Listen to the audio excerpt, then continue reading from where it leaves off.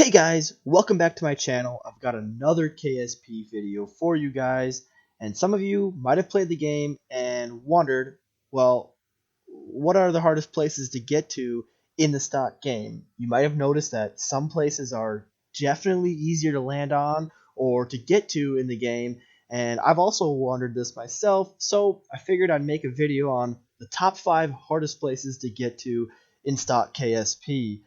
And we'll start off with number 5.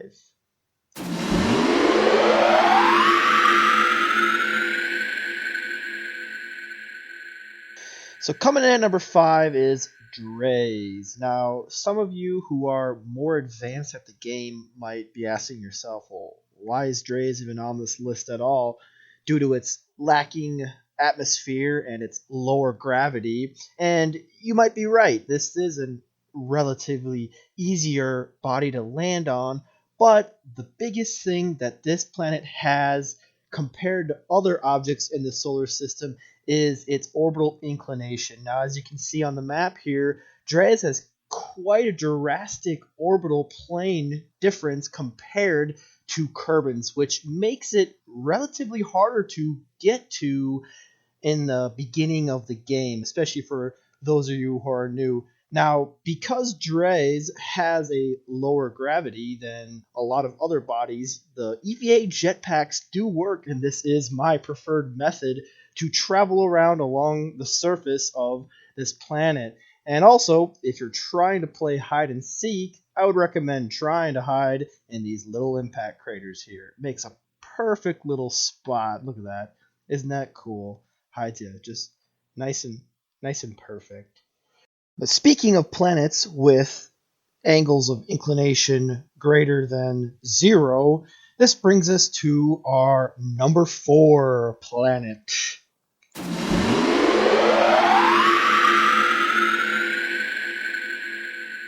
So Ello takes a spot at number 4, mainly because it's got a large distance away from Kerbin, which makes it very hard to get to, and its inclination also makes it hard to get to. And you can see that from the map here, its orbit falls inside of Joule's orbit, which makes it very hard to plan transfer windows.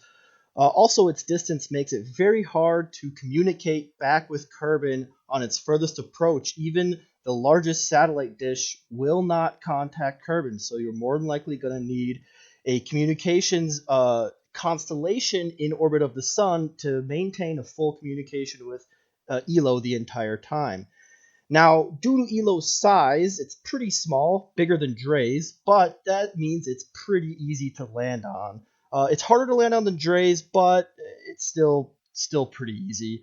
There's no atmosphere, which means that you have to use your engines to fully brake down to the surface, which makes it a little bit more difficult, but it's not too bad. The low gravity also means that your EVA jets do work, so that is of course the best way to move around on the surface. And when you're on the surface, there's not much to do other than the cool science and surface features to see here. But also the low gravity makes a weird phenomenon where the Kerbals are able to just scale up almost vertical walls, which is kind of defies physics here. But I guess that's what you get when you have such low gravity. You can just kind of walk up vertical walls.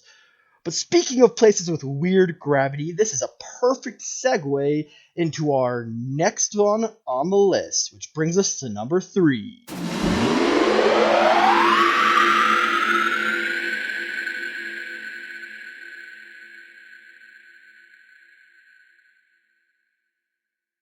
All the way in the Joule system, it is Tylo as my number 3 pick of hardest places to get to in stock KSP.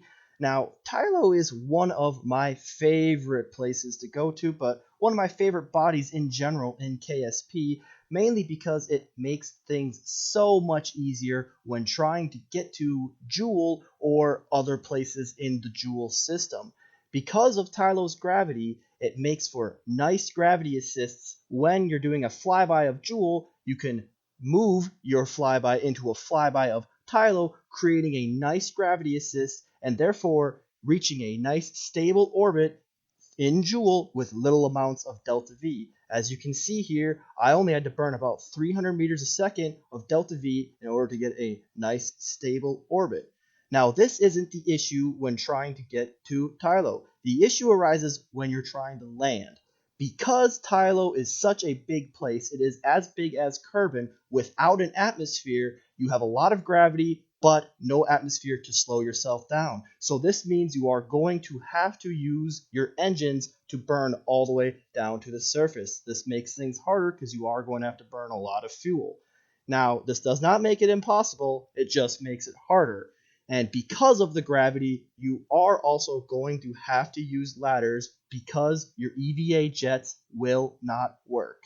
Now, just be careful. When using ladders, you could fall off, just like I did here. Oof! Ouch, that looks like it hurt. Now, as for the best mode of transportation, I found that this is maybe definitely the best form of transportation. That is until it explodes. I get. Oh. Well, speaking of things not wanting to explode, let's move to number 2.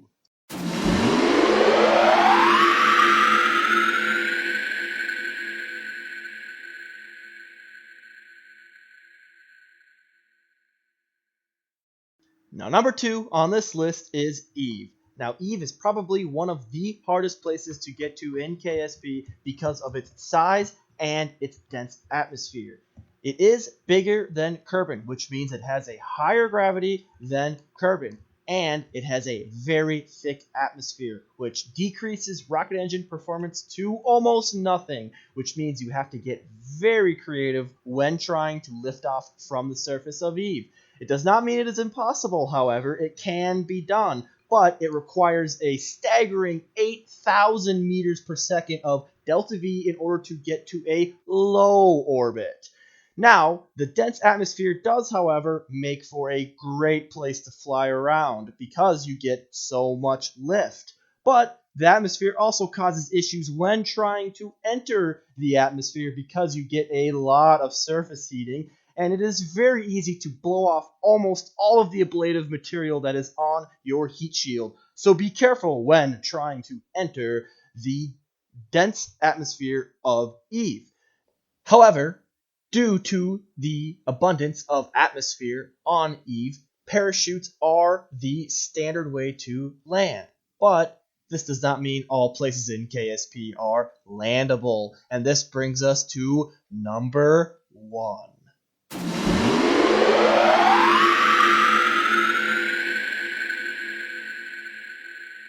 And finally, last but not least, coming in at number 1 is Joule. Now, Joule is probably the hardest place to get to in stock KSP, mainly because of its massive size and its thick, intense atmosphere. Now, Joule does not have a surface to land on, but it does have an atmosphere to fly in. So stable flight can be achieved, but keep in mind it is very hard because you will encounter a lot of surface heating while slowing down, and you will also have to burn a lot of fuel to maintain airspeed, and you will have to keep fuel reserves to boost yourself out of the atmosphere into an orbit once again. Now, the hard part about Joule is if you descend too deep into the atmosphere, you will not have enough power. Your thrust to weight ratio decreases too much because of the thick atmosphere, and you eventually slowly glide and stall into the nothingness abyss that is the inside of Joule. So, this makes my number 1 spot.